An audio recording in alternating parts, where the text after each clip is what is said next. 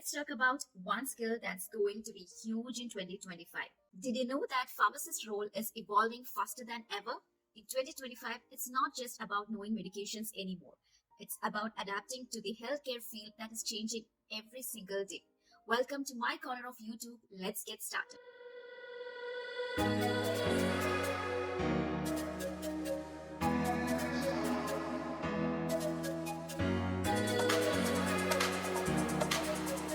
Today, we are diving into the top skills every pharmacist needs to master in 2025, not just to survive but thrive. These aren't just skills to check off a list. These are game changers for patient care and as well as for your career. So stick around to know and learn more. First, level up your clinical IQ. Every week, one or more drugs get approved by FDA. New guidelines, drugs, therapies keep popping up every other week or every day. And staying updated isn't a nice thing to have. But this is what helps us to give the best possible patient care.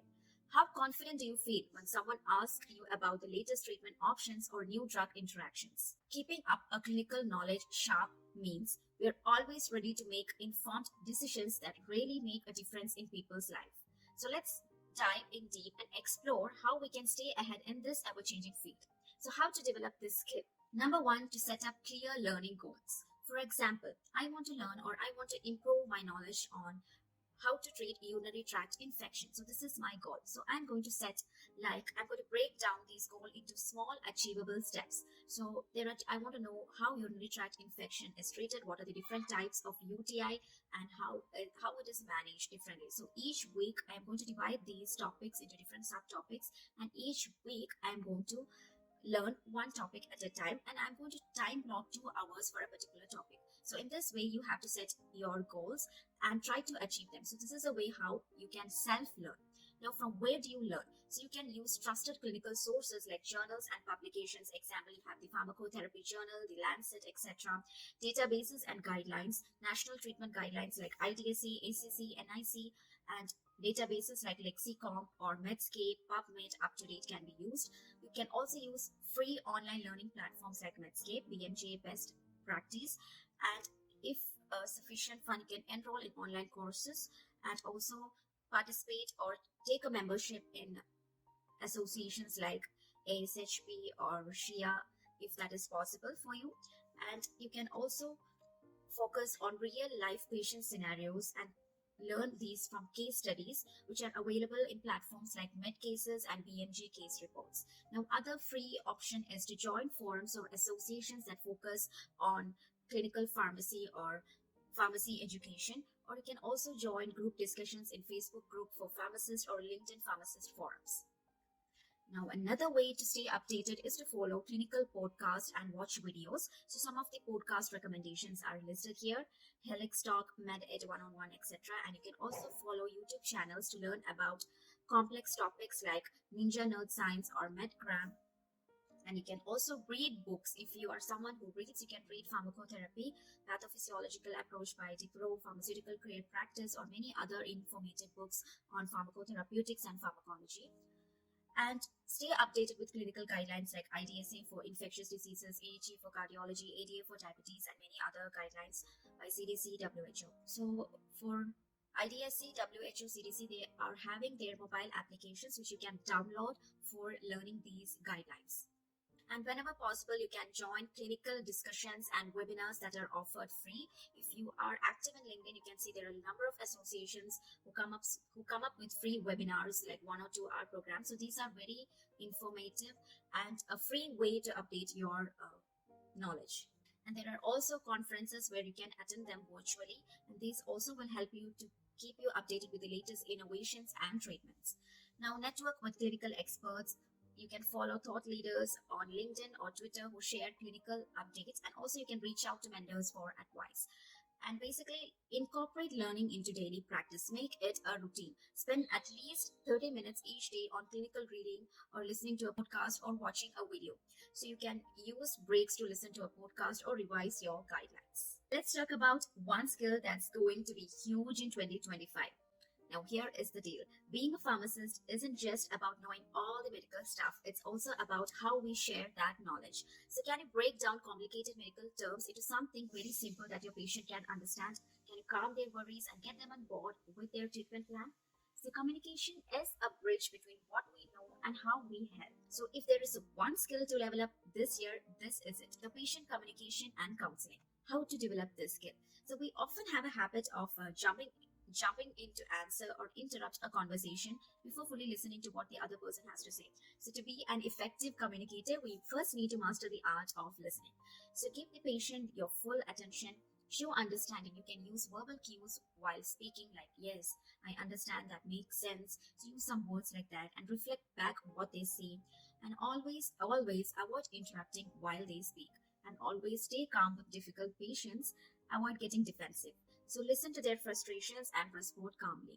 Like, we know exactly what they're going to say, but we will have to find that patience and calmness to just zip up our mouth and listen to them and then answer them back.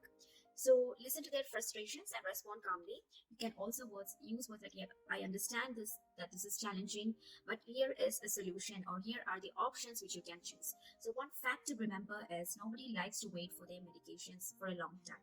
Is to simplify medical information. So avoid using medical jargons. Use simple language. For example, for antihypertensive drugs, you can say medications that help to lower your blood pressure, or medications that help to lower your high blood sugar levels. So this way, it is easy for them to understand. After all, what we do is for patients. So make them understand what we're trying to say in simple language.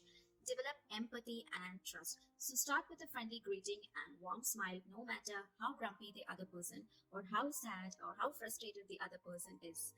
But you have to be always friendly and greet them with a warm smile.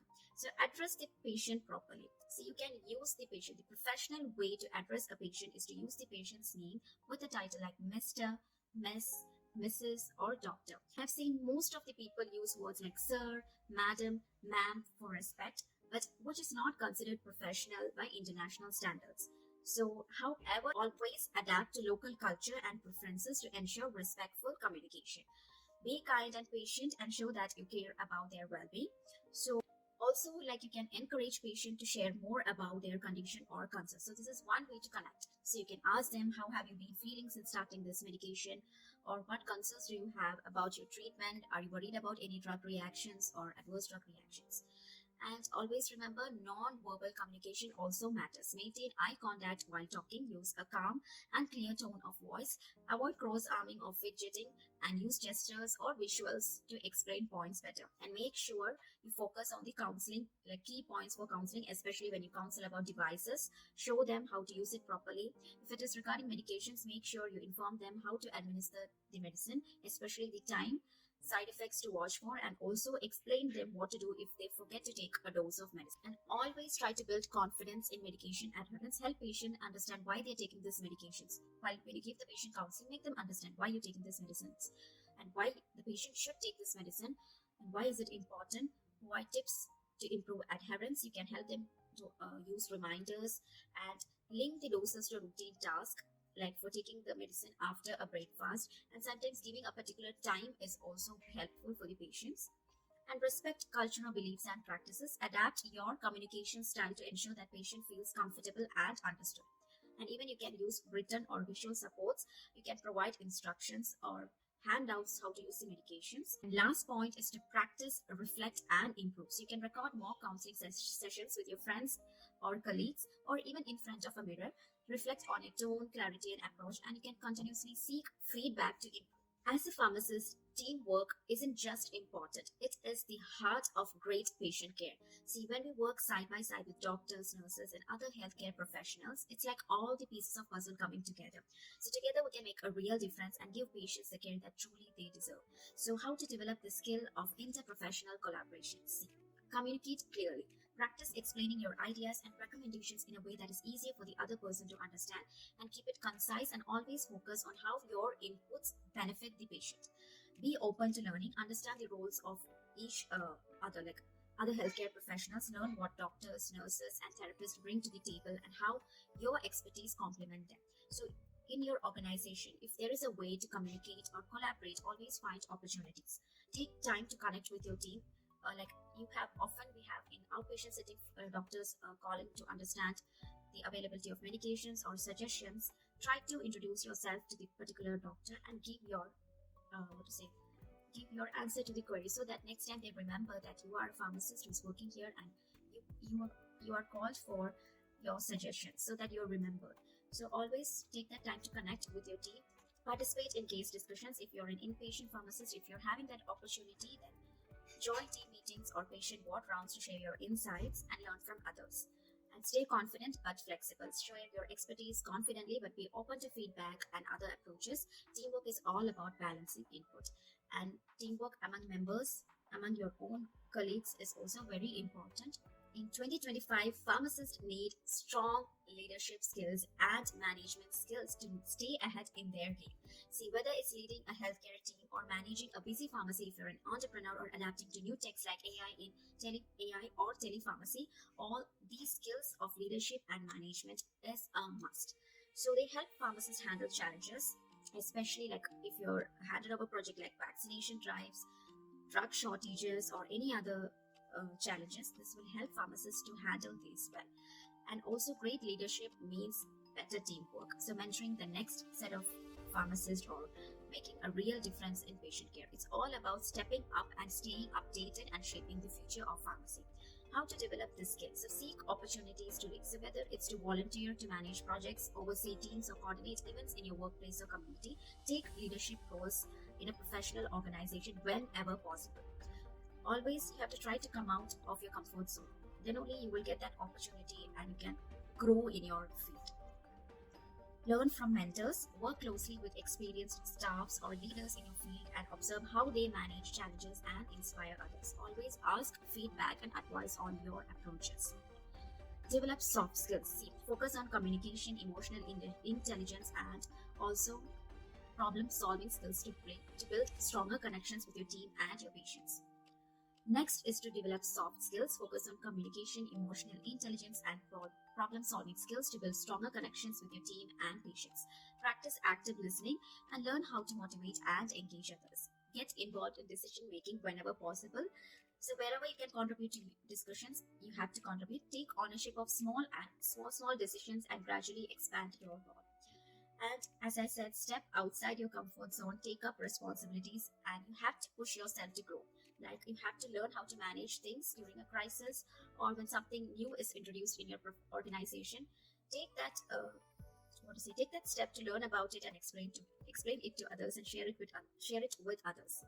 Next is to network with other leaders. Connect with pharmacy leaders through conferences, webinars, or professional networking websites to share insights and experiences. Join groups that focus on leadership in healthcare to stay inspired and learn new ideas. Every pharmacist need to be the guardians of antimicrobial agents. With antimicrobial resistance on rise, the world is counting on us. It's not a joke, guys. Think about it. Every time you dispense an antibiotic or counsel a patient, we are shaping the future of a medicine. I know doctors are prescribing the medication, but who is having the right to take that medication out of the shelf or dispensing that medication to the patient? That is you. You're having that right. So every time we dispense an antibiotic, make sure you're counseling the patient on how to use the antibiotic, and in this way you're shaping the future of the medicine. We ensuring that the antibiotics are used wisely. No matter whichever area you're practicing as a pharmacist, you should learn about antimicrobial agents, you should learn about the counseling points, and also protect these life-saving antibiotics for generations to come, because without them even simple infections could kill you, and you have to step up and be the guardian that we need. Basically, understand about antimicrobial stewardship. What is it? So there is a free course in OpenWHO which give you an understanding about antimicrobial stewardship programs. If you're having the opportunity to participate, please participate and learn about antimicrobial stewardship program. Stay informed on local resistant patterns, engage in continuing education related to infectious diseases, and develop skills in monitoring and optimizing antimicrobial therapy. Educate patients and other healthcare providers about responsible use of antimicrobial agents, and try to contribute to policies that improve antimicrobial use. For more pharmacy tips, career advice, and insider insights, please hit that subscribe button and turn on the notifications. If you found it informative, share it with your friends. Thanks for watching. See you in the next video.